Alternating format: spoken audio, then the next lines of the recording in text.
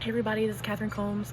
I'm a music teacher here in Roanoke County Schools, and I'm here to tell you a little bit about what I've been struggling with over the past 10 months. So I've struggled with depression my whole life and didn't really know till about 4 years ago. And in the 4 years, I have really prayed and asked the Holy Spirit to show me the deficiencies and in what I struggle with, and how to counteract those thoughts that I've had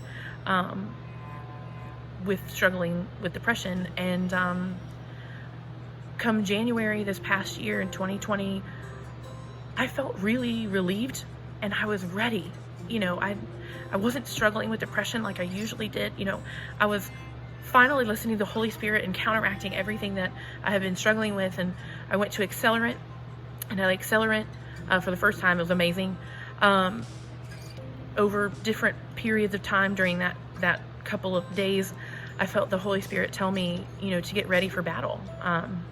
And at first I was like, oh yeah, God, let's go. And he's like, no, this is going to be the hardest battle you ever had in your life, and you need to be ready. And when I tell you to move, you need to move, because if you don't, it's not going to be good. And I was like, oh, okay, all right, come on. And the moment I left Accelerant, speaking of spiritual warfare, if something went wrong, it did. If something could go wrong, it did. And so whether it was family stuff, friendship stuff, school stuff, health stuff, I was sick, all the things, it went wrong. And all during that time, I was like, bring it on, let's go. I knew it was coming. And then I got hit with March, when we couldn't see our kids anymore, and I couldn't say goodbye to them. And I spiraled, and I didn't even know I was spiraling until about 3 weeks in. And I had been trying to grab at everything I could to stay connected to everyone, because I needed it. But really, I didn't need it. I wasn't trusting God. And so as I realized that I didn't need that, I joined a depression group called Understanding Depression, which is amazing. And throughout the book and the time that we had at the very end, we were supposed to tell how we struggled and what we deal with, and how we're going to continue to move on. And when I went to do that, God gave me a vision of what I do when it comes to depression. And there's this metaphor kind of thing. And I know that I am comfortable in the battle. I know that I am a comfortable warrior. I'm ready to fight. Somebody tells me to do it, I go. But what I realized is my whole life I've kind of battled a lot, but I haven't really rested the way that God kind of made us all do that over quarantine. And so when you transition from battle to, resting or not battling, whatever, or getting pulled back, if you face away from the enemy, he's gonna try to get you.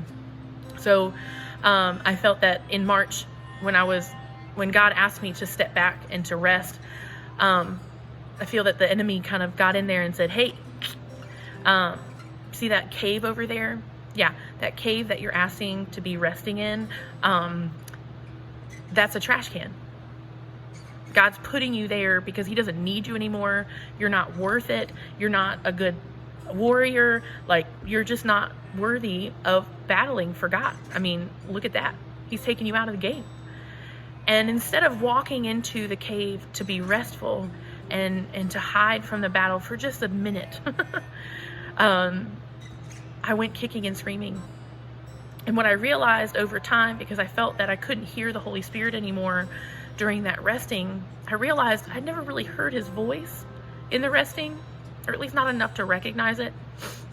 Because when you see a father, he has different voices, just a humanly father. When he is cheering his kids on, when they're in sports and they're doing great things, he has this, yeah, good job guys, woo. But when he's trying to get his baby to go to sleep, he has a very quiet, sweet, kind voice that is nurturing and loving. He sings to his kids, he does those kinds of things. And so I wasn't listening to it because I didn't know. And So that struggle was me struggling from in the transition from battling to rest. But what I also realized recently is that I also struggle in the transition from rest to battle. And the fact that when you go from not doing anything to walking out into the open, the enemy's right there to try to get you as much as he can, because he knows he's going to lose. So he's going to do everything he can to cheat and to put doubt in our minds. And so that's what I felt like he did over the past month, really, is to make me question if I need to go into battle anymore, because I didn't have the armor that he gave us on yet. I wasn't ready. And so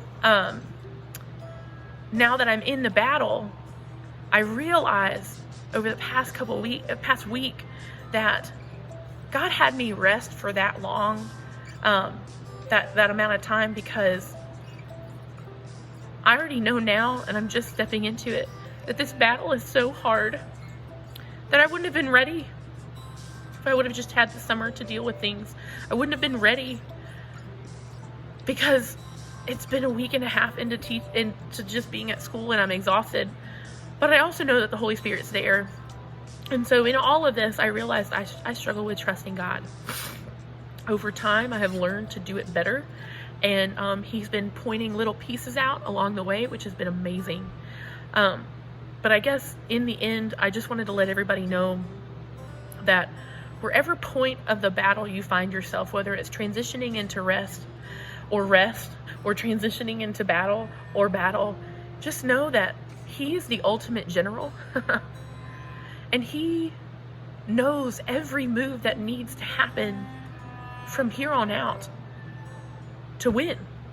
And so if he pulls you out of battle, or he asks you to go in, he knows your strengths, he knows your weaknesses, he knows what you're going through, but he also knows that anything is possible when he's there to help you.